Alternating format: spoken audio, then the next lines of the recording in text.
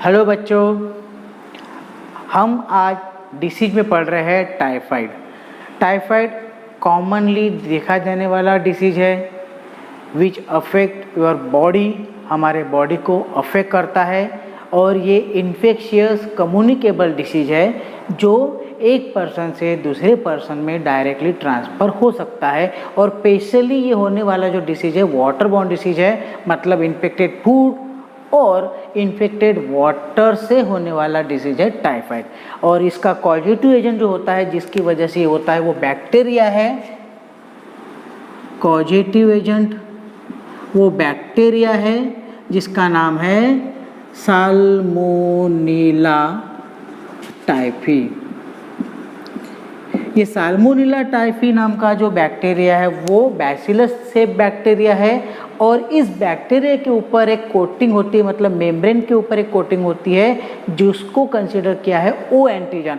मतलब ये बैक्टीरिया ने अपने ऊपर ही एक तरह से एक एंटीजन फॉर्म किया है। इस बैक्टीरिया में फ्लैजिला भी होता है और फ्लैजिला के ऊपर भी कोटिंग होती है एंटीजन की, उसे एच एंटीजन बोला है।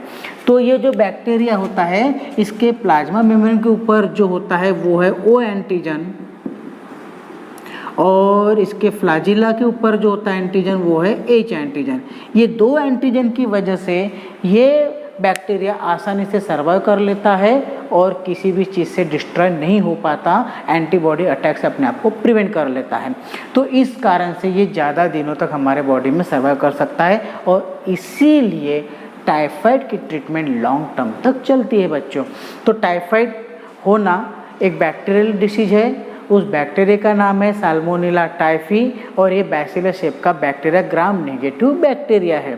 ठीक है बच्चों, ये जो बैक्टीरिया है ये स्प्रेड होता है इन्फेक्टेड फूड, इन्फेक्टेड वाटर से और इसका स्प्रेड करने वाला वेक्टर जो होता है, तो वेक्टर है यहाँ पे हमने देखे कॉजेटिव एजेंट। अब हम वेक्टर देखते हैं, वेक्टर है house fly and cockroach. Cockroach और हाउस फ्लाई ये वेक्टर है जो इस डिसीज को आसानी से ट्रांसफ़र कर सकते हैं, एक से ह्यूमन से दूसरे ह्यूमन तक या स्प्रेड कर सकते हैं। तो हमने कॉजेटिव एजेंट देखे, हमने वेक्टर देखे, ठीक है। कौन से डिसीज के? टाइफाइड के। टाइफाइड का जो बैक्टीरिया है वो हमारे बॉडी में इंटेस्टाइन में जाके बैठ जाता है और वहाँ पे वो सर्वाइव करता है। उसकी वजह से इन्फेक्शन, हार्मफुल इन्फेक्शन प्रोड्यूस हो जाते हैं और हमारे बॉडी को डिसीज हो जाता है, वो है टाइफाइड। अब हम इसके साइन एंड सिम्टम्स देखते हैं। तो हम इसके साइन एंड सिम्टम्स देखते हैं जिसमें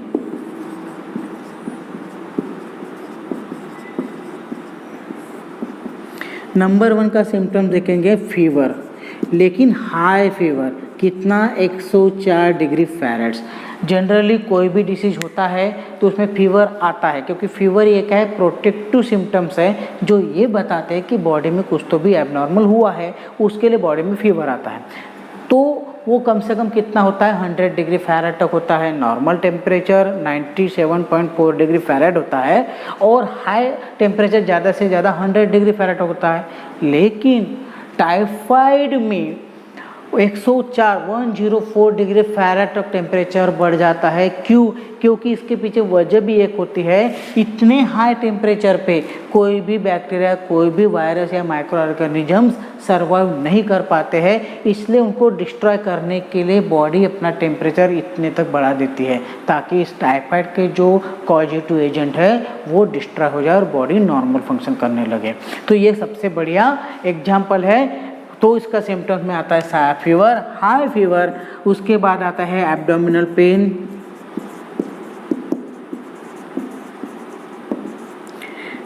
उसके बाद आता है joint pain, headache, rashes, red rashes on skin, इस तरह के कई सिम्टम्स दिखते हैं। और वीकनेस, और सबसे ज़्यादा है weakness. This kind of symptoms are found in the typhoid. तो typhoid is the infectious disease caused by bacteria Salmonella typhi। Typhi. अब हम देखते हैं क्या देखे हमने, इसका मोड ऑफ ट्रांसमिशन देखे, हमने कॉजेटिव एजेंट देखे, साइन एंड सिम्टम्स देखे। अब देखते हैं प्रिवेंशन और ट्रीटमेंट। तो ट्रीटमेंट में सबसे ज़्यादा इम्पोर्टेंट है कि इसके ट्रीट करने के लिए एंटीबायोटिक का इस्तेमाल किया जाता है। अब ट्रीटमेंट में एंटीबायोटिक का इस्तेमाल किया जाता है, कई तरह के एंटीबायोटिक अवेलेबल है जो टाइफाइड ट्रीटमेंट के लिए इसका इस्तेमाल करते हैं, और इन एंटीबायोटिक की वजह से आसानी से हम साल्मोनेला टाइफी जैसे बैक्टीरिया को किल करके उसकी ट्रीटमेंट कर सकते हैं। नेक्स्ट हमारा जो डिसीज है बच्चों वो है निमोनिया। यहाँ तक आप लोगों को समझ में आ गया होगा टाइफाइड के बारे में। अब हम नेक्स्ट डिसीज लेते हैं हमारा निमोनिया। तो इसको हम नंबर 1 सेकंड डिसीज है वो है निमोनिया इज द इन्फेक्शन और inflammation of lungs. Pneumonia is the infection or inflammation of lungs, जिसमें लंग्स में किसी तरह का इन्फेक्शन है, अलोली में इन्फेक्शन प्रोड्यूस होना, इन्फ्लामेशन प्रोड्यूस होना किसी कंडीशन की वजह से, उसे हम बोलेंगे इन्फेक्शन और इन्फ्लामेशन ऑफ लंग्स। इसमें क्या हो जाता है कि किसी तरह को कोई बैक्टीरिया, कोई वायरस, कोई फंगाई लंग्स में चला जाए, या फिर एक्सट्रीम कोल्ड एयर अगर उसका लंग्स में चली आ जाए जिसकी वजह से इन्फेक्शन इन्फ्लामेशन प्रोड्यूस हो, तो उसे हम बोलेंगे निमोनिया। अब हम इसमें देखते हैं कॉजेटिव एजेंट। तो कॉजेटिव एजेंट में हम देखेंगे पहले बैक्टीरिया जिसकी वजह से इन्फ्लामेशन हो सकता है, और वो बैक्टीरिया है स्ट्रेप्टोकोकस निमोनी। उसके बाद हम देखते हैं वायरस हो सकता है इन्फ्लुएंजा, और उसके बाद हम देख सकते हैं fungus, various kind of fungus which enter by air to the lungs and produce various kind of infection and inflammation to the lungs and alveoli. That condition is known as the pneumonia. तो pneumonia में इस तरह से कोई bacteria अगर चला जाए, वहाँ पे ऑक्सीजन की मात्रा सबसे ज़्यादा होती है, तो उसमें जाने के बाद वो सर्वाइव करते हैं, मल्टीप्लाई होते हैं, और उसकी वजह से हमारे अलोली में इन्फेक्शन इन्फ्लामेशन प्रोड्यूस होता है, जिसकी वजह से उसके फंक्शन डिस्टर्ब होते हैं। That condition known as the pneumonia. तो हमने यहाँ पे देखे निमोनिया के बारे में, निमोनिया के कॉजेटिव एजेंट के बारे में। अब हम देखते हैं sign and symptoms.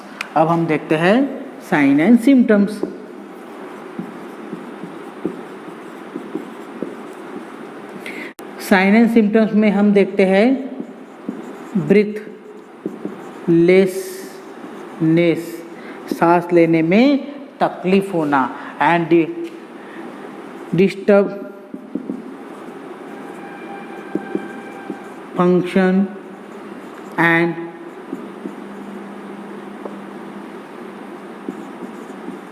स्पॉन्जीनेस of lungs, yellowish और greenish spot in sputum, high fever, cough, loss of appetite, इस तरह के सिम्टम्स हमें मिलते हैं। सबसे मेन होता है ब्रीथलेसनेस, सांस लेने में तकलीफ होना, और कफ कंटिन्यूसली कफ प्रोड्यूस होना, और उस कफ में रेडिश, येलोविश और ग्रीन स्पॉट दिखना due to the damage of inner wall of the alveoli. तो ये हो गए sign and symptoms of pneumonia. अब हम देखते हैं mode of transmission. Mode of transmission it is spread by droplet infection. अगर कोई पर्सन को निमोनिया है और वो स्नीजिंग कफिंग करते वक्त हैंकरचिप का इस्तेमाल नहीं करता है, तो जो इन्फेक्टेड मटेरियल होते हैं वो स्नीजिंग कफिंग द्वारा एयर में आ जाते हैं, और जो नॉर्मल पर्सन होता है वो उसके बॉडी में रेस्पिरेशन द्वारा चले जाते हैं, उसको इन्फेक्शन करते, इसे बोलते हैं ड्रॉपलेट इन्फेक्शन। साथ में एक कम्युनिकेबल भी डिसीज है जो एक पर्सन से दूसरे पर्सन को हो सकता है, इसीलिए ये है मोड ऑफ ट्रांसमिशन। उसके बाद हम देखते हैं treatment. Various kind of antibiotics are available for the treatment of pneumonia जैसे एम्पिसिलिन हो गई, एमॉक्सिसिलिन हो गए, पेनिसिलिन हो गए, क्लोरामफेनिकोल हो गए, तो this kind of treatment can be given to patient for treat the pneumonia.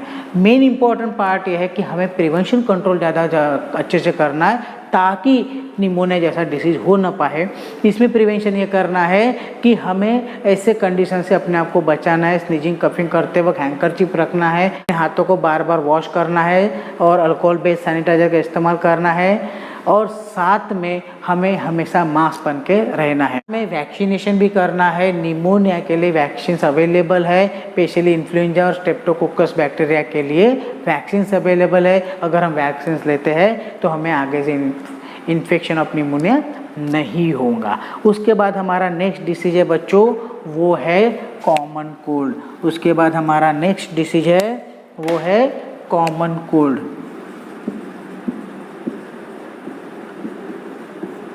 Common cold जो डिसीज होता है जिसे हम लोकल लैंग्वेज में सर्दी जुकाम बोलते हैं, this is the infectious disease cause by various virus, इसलिए इसको नैसोफैरिंजाइटिस भी बोलते हैं। इसलिए इसको नैसोफैरिंजाइटिस भी बोलते हैं।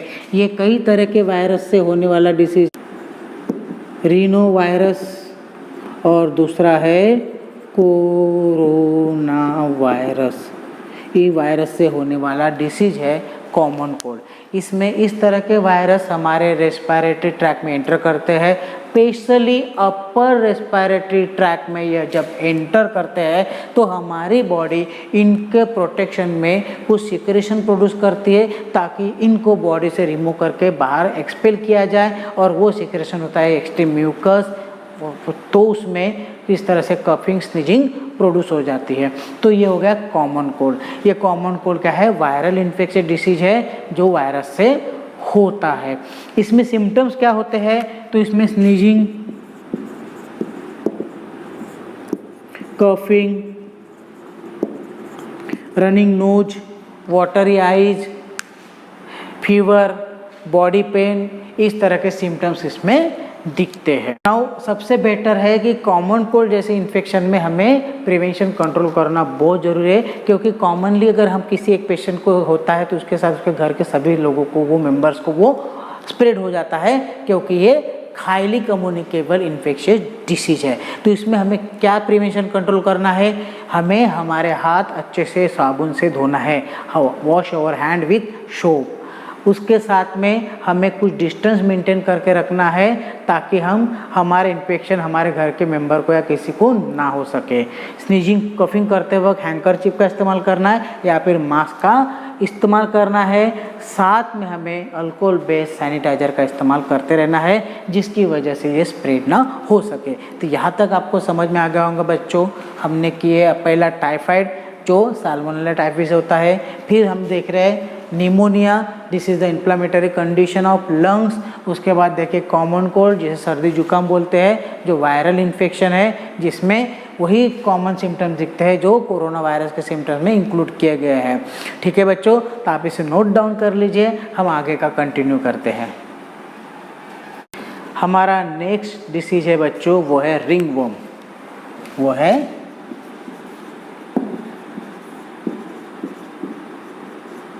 Ringworm. It is not a worm infection disease, ये वर्म इन्फेक्शन डिसीज नहीं है, ये हमारा डिसीज है फंगल इन्फेक्शियस डिसीज। ये फंगल इन्फेक्शियस डिसीज है। फंगल का इन्फेक्शन हमारे बॉडी पे होने की वजह से होने वाला जो सिम्टम डिसीज है वो है रिंगवर्म। ये भी कम्युनिकेबल डिसीज है और ये 1 पर्सन टू 2 पर्सन आसानी से ट्रांसफ़र हो सकता है। तो हम कम्युनिकेबल ही डिसीज देख रहे हैं जिसमें हमने देखा है रिंगवर्म। ये फंगल इन्फेक्शन डिसीज है और इसका कॉजेटिव एजेंट का नाम है वो है microsporum.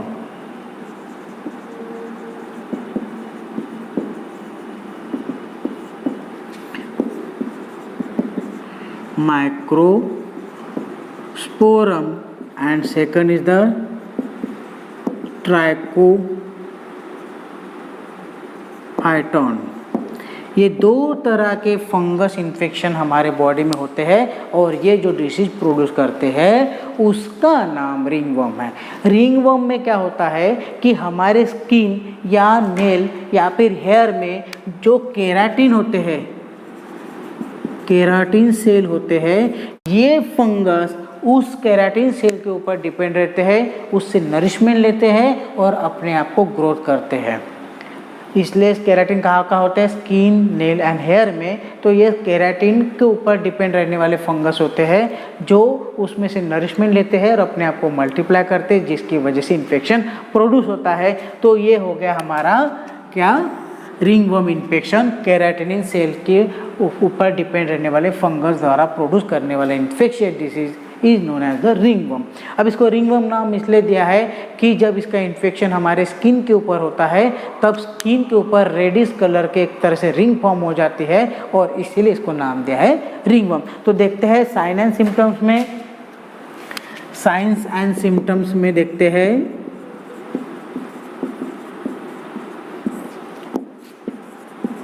Reddish ring on skin, skin के ऊपर रेड कलर की रिंग फॉर्म होना, इसे ही बोला है रिंगवर्म। साथ में नेल्स के ऊपर इन्फेक्शन होता है,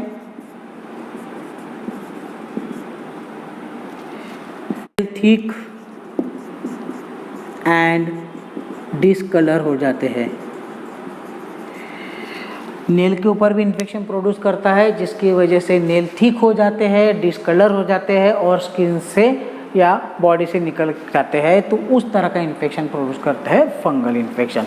रिंगवर्म में क्या है, फंगल इन्फेक्शन है। इसमें कॉजेटिव एजेंट जो होता है वो है मैक्रोस्पोरम एंड ट्राइकोफाइटॉन और सिम्टम्स में reddish ring found on the skin is known as the ringworm. अब हम देखते हैं इसके ट्रीटमेंट में। ट्रीटमेंट में जो मेडिसिन दी जाती है वो है फ्लूकेनाजोल,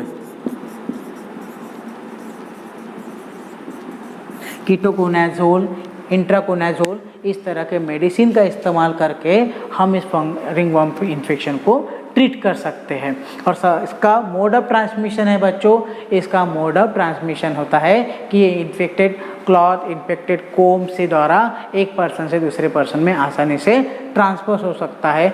तो सबसे बेटर वे है कि रिंगवर्म वाले इन्फेक्टेड पर्सन से कपड़े, कोम या डायरेक्टली कांटेक्ट ना रखें जिसकी वजह से इन्फेक्शन ना स्प्रेड हो। ओके बच्चों, तो आप लोगों को समझ में आ गया होगा कि रिंगवर्म ये फंगल इन्फेक्शन डिसीज है। अब इसके बाद हमारा नेक्स्ट डिसीज है बच्चों, वो है डेंगू।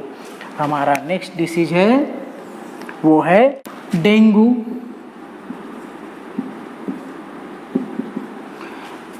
ये एक तरह से मॉस्किटो द्वारा स्प्रेड होने वाला इन्फेक्शियस कम्युनिकेबल डिसीज है जिसमें वेक्टर जो होते हैं मोड ऑफ ट्रांसमिट करने वाले वो है एडीज मॉस्किटो।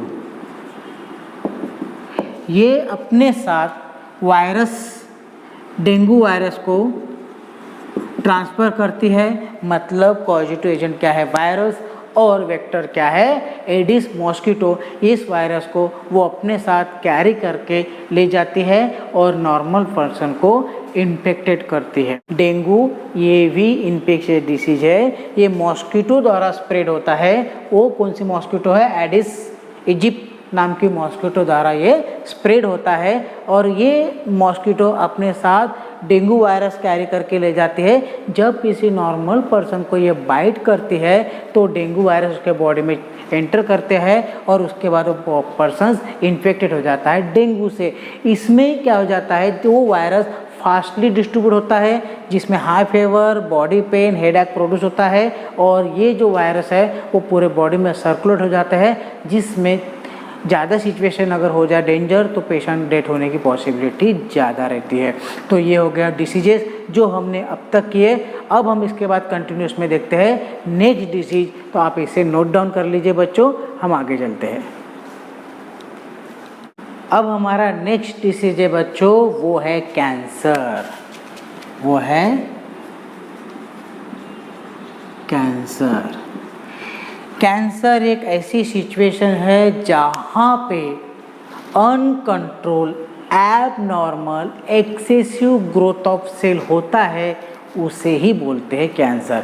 ये ऐसे सेल होते हैं जो नॉर्मल सेल से अलग होते हैं और इन सेल को बोलते हैं कैंसरस सेल, इनको बोलते हैं कैंसरस सेल। तो कैंसर एक ऐसा डिसीज है जो कम्युनिकेबल नहीं है। हमने अब तक जितने भी डिसीज देखे बच्चों, वो सब कम्युनिकेबल थे।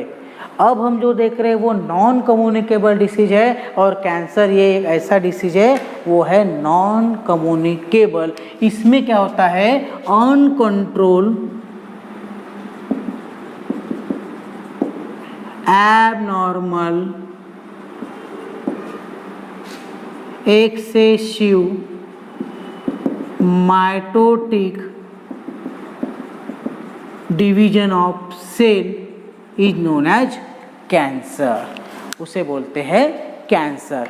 ये ऐसा सिचुएशन होती है जिसमें सेल अनकंट्रोली मल्टीप्लाई होते हैं, एबनॉर्मली मल्टीप्लाई होते हैं, और इसी सिचुएशन को बोला है कैंसर। इसमें सेल जो होते हैं वो सिंगल फॉर्म नहीं होते, उनका एक ग्रुप फॉर्म होता है, और ग्रुप ऑफ मॉसेस सेल के जो फॉर्म होते हैं तो उनको बोलते हैं ट्यूमर, उनको बोलते हैं ट्यूमर।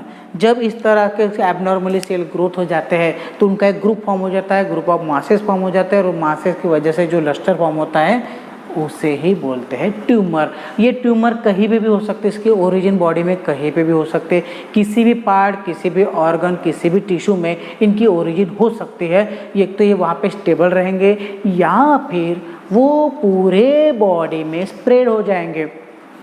ये जो ट्यूमर जो फॉर्म हो गए, सिंगल सेल तो रहते नहीं, ग्रुप ऑफ सेल रहता है, तो ये ग्रुप ऑफ सेल की ओरिजिन बॉडी के किसी भी पार्ट में हो सकती है, तो वहाँ पे वो तो स्टेबल रहेंगे एज इट इज कंडीशन में, या फिर वो पूरे बॉडी में स्प्रेड हो जाएंगे। तो इसी वजह से इन ट्यूमर को दो पार्ट में डिवाइड किया है। पहला है बिनाइन और सेकंड है मैलिग्नेंट। पहला है बिनाइन और दूसरा है मैलिग्नेंट। ऐसे दो पार्ट में ट्यूमर को डिवाइड किया हुआ है।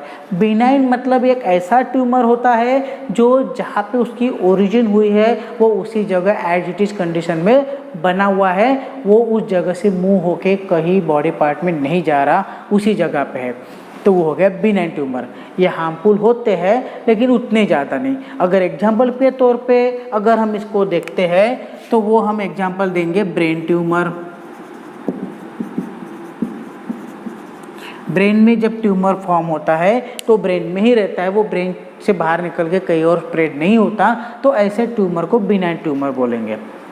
मैलिग्नेंट ट्यूमर ऐसा होता है जो बॉडी पार्ट से कहीं पे भी स्प्रेड हो जाता है, किसी और ऑर्गन में, किसी और टिश्यू में, किसी और पार्ट में, और वहाँ जाने के बाद फिर से दूसरा ट्यूमर वहाँ पे प्रोड्यूस करते हैं और उस भाग को इन्फेक्टेड करते हैं और हार्मफुल इफेक्ट प्रोड्यूस करना शुरू कर देते हैं, तो वो हो गया मैलिग्नेंट। यहाँ तक समझ में आ गया? मैलिग्नेंट ट्यूमर इस तरह से एक जगह से दूसरे जगह, दूसरे पार्ट में मूव हो जाते हैं ब्लड द्वारा, लिम्फ द्वारा, और वहाँ जाने के बाद नया ट्यूमर प्रोड्यूस करते हैं। तो इस प्रोसेस को कहते हैं मेटास्टैसिस।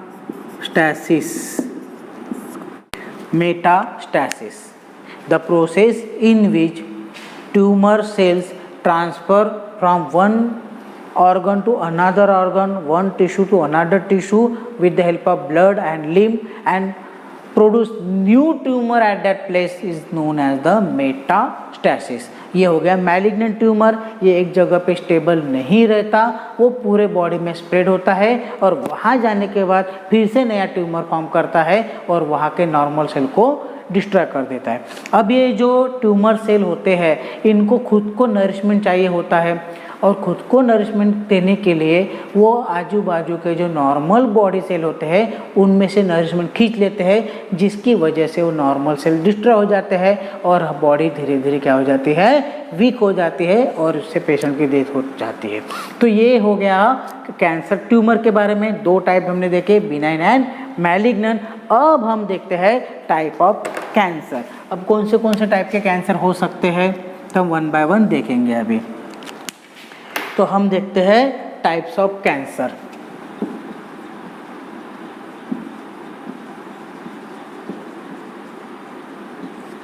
टाइप्स ऑफ कैंसर में हम नंबर 1 पे देखेंगे, पहला नंबर है उसका नाम कार्सिनोमा। कार्सिनोमा ये जो नाम दिया है, ये जो नाम दिए है वो उसके ओरिजिन के हिसाब से दिए है कि जहाँ पे जिस एरिया में वो ओरिजिन हो रहे उसके हिसाब से इनको नाम दिया है। अब कार्सिनोमा मतलब ऐसा कैंसर जो एपिथेलियल सेल टिश्यू में होने वाला कैंसर को कार्सिनोमा नाम दिया है। तो ये स्पेशली किसी ऑर्गन में, किसी पार्ट में जहाँ पे एपिथेलियल टिश्यू है उसी जगह पे होते हैं। तो जिस ऑर्गन में जिस पार्ट पे होंगे उस हिसाब से इनको नाम देंगे। जैसे अगर लंग्स में हुआ तो नाम देंगे lung cancer, skin cancer, sarcoma. Sarcoma का कैंसर जो होता है वो कनेक्टिव टिश्यू में होने वाला कैंसर होता है। जिस ऑर्गन में, जिस पार्ट में कनेक्टिव टिश्यूज है उसमें होने वाले कैंसर को क्या बोलते हैं? सार्कोमा। जैसे अगर बोन कैंसर, कार्टिलेज कैंसर, इस तरह के कैंसर को सार्कोमा बोलते हैं। तो cancer found in the connective tissue is known as the sarcoma cancer. तो हमने कैंसर के 2 टाइप देखे। पहला देखा हमने कार्सिनोमा, एपिथेलियल टिश्यू में होने वाला कैंसर। सेकंड है सार्कोमा, ये कनेक्टिव टिश्यू में होने वाला कैंसर। और तीसरे नंबर पे लिम्फोमा, लिम्फेटिक टिश्यू में होने वाला कैंसर, पैटिक टिश्यू एंड नोड्स में होने वाला कैंसर। नंबर 4 पे leukaemia is also known as the blood cancer. Number 5 पे एडिनो कार्सिनोमा, ये थायराइड ग्लैंड में,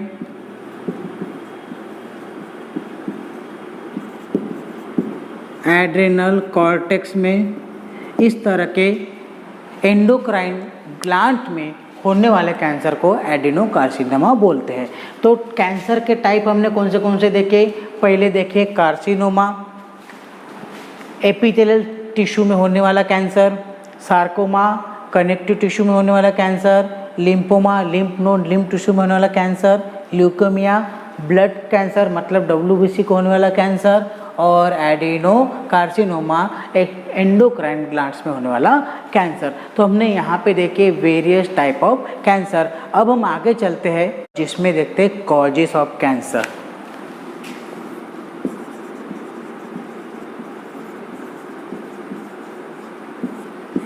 causes of cancer, the agent which produce cancer that known as the carcinogens. Carcinogen,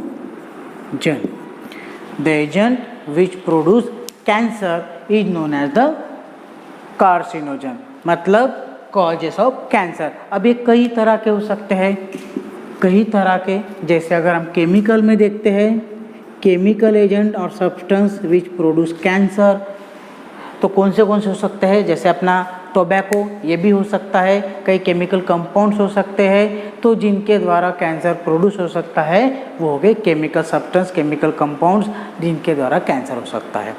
second है radiation, तीसरा number है viruses, 4 number पे oncogenes and 5 number पे addiction.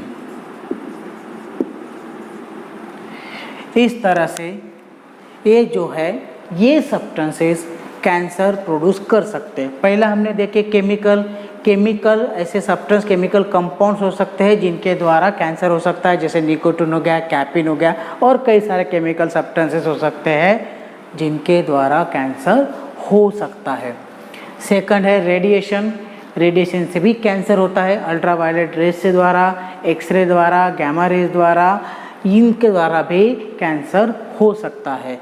Viruses, कई ऐसे वायरसेस है जो वायरस हमारे सेल को एक्सट्रीम कंडीशन में अनकंट्रोली मल्टीप्लाई करने में हेल्प करते हैं, तो उससे भी कैंसर होने की पॉसिबिलिटी ज़्यादा है। उसके बाद ऑन्कोजीन्स ऐसे जीन होते हैं बॉडी में जो कैंसर प्रोड्यूस कर सकते हैं। एक्चुअली हमारे बॉडी में ऐसे 3 तरह के जीन होते हैं जो सेल ग्रोथ करना, सेल मल्टीप्लाई करना, एक हो गया, सेल ग्रोथ को इनहिबिट करना 2 हो गया, और सेल को डेड करना 3 हो गया। ऐसे 3 टाइप के जीन हमारे बॉडी में होते हैं। लेकिन अगर ऐसे जीन प्रोड्यूस हो जाए जो इन 3 जीन की एक्टिविटी को बंद कर दे, तो जिसकी वजह से number of quantity of cell बढ़ते जाएंगे और कैंसर प्रोड्यूस होगा, तो उनको बोलते हैं ऑन्कोजीन्स। उसके बाद एडिक्शन, कई तरह के एडिक्ट पेशेंट होते हैं जो कई तरह के ऐसे ड्रग्स, केमिकल्स कंज्यूम करते हैं और उनके उस कंज्यूम की वजह से, एडिक्शन की वजह से कैंसर हो सकता है। तो ये हो गए हमारे कॉजेस ऑफ कैंसर। आगे का हम कंटिन्यू करेंगे, आप इसे नोट डाउन कर लीजिए बच्चों। अब हमारा नेक्स्ट पॉइंट है, वो है ट्रीटमेंट ऑफ कैंसर।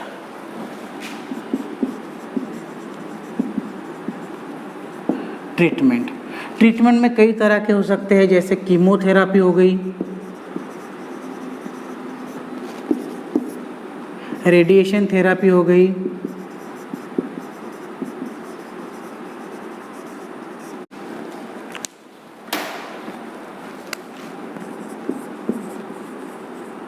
सर्जरी हो गई, इम्यूनोथेरापी एंड सपोर्टिव थेरापी। हम इस तरह से कैंसर की ट्रीटमेंट कर सकते हैं। पहला है कीमोथेरापी। हम कई केमिकल्स का इस्तेमाल करेंगे जिसके द्वारा हम कैंसर सेल को डिस्ट्रॉय करेंगे। अब केमिकल कंपाउंड, केमिकल कंपोजिशंस कई प्लांट से भी आते हैं, कई केमिकल सिंथेसिस रिएक्शन से भी आते हैं।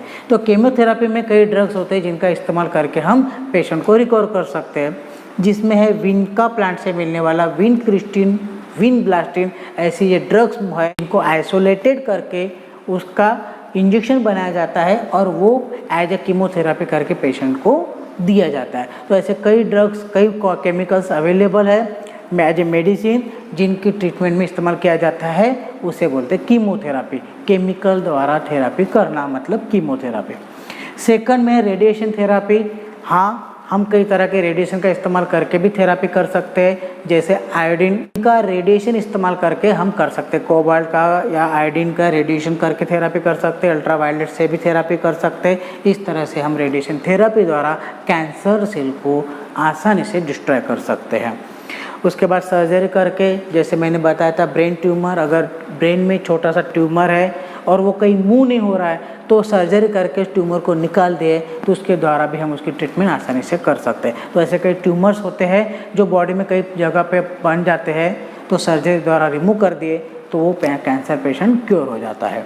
नेक्स्ट है इम्यूनोथेरापी। हम ऐसे इम्यूनिटी का इस्तेमाल करेंगे, इम्यूनिटी फॉर्म करेंगे जिनके द्वारा सेल और नॉन सेल में डिफरेंट करके सिंपल नॉर्मल सेल और कैंसर सेल में डिफ्रेंशिएट करेंगे और कैंसर सेल को डिस्ट्रॉय करेंगे। ऐसे हम इम्यूनिटी का इस्तेमाल करेंगे, तो उसे बोलते हैं इम्यूनोथेरापी। हमारे इम्यून सिस्टम में ये फैसिलिटी होती है कि वो सेल नॉन सेल में आइडेंटिफाई करती है और उन्हीं की वजह से वो उनके ऊपर अटैक करती है। तो ऐसे इम्यूनोथेरेपी का इस्तेमाल करके हम कैंसर की ट्रीटमेंट कर सकते हैं। नाउ सपोर्टिव थेरापी, जो कैंसर पेशेंट होते हैं जिनके ऊपर इस तरह की थेरापी चल रही होती है, तो एक सपोर्टिव थेरापी दी जाती है ताकि जो कैंसर पेशेंट है जिसमें जो चेंजेस हुए हैं वो चेंजेस को रिकवर किया जाए और उन्हें नॉर्मल लाया जाए, उसके लिए ये सपोर्टिव थेरापी होती है। तो कैंसर ट्रीटमेंट में हम chemotherapy, radiation therapy, surgery, immunotherapy and supportive therapy का इस्तेमाल कर सकते हैं। तो यहाँ तक हमने पढ़ लिया कैंसर के बारे में। चलो बच्चों, आगे का हम नेक्स्ट इसमें देखेंगे। Good day.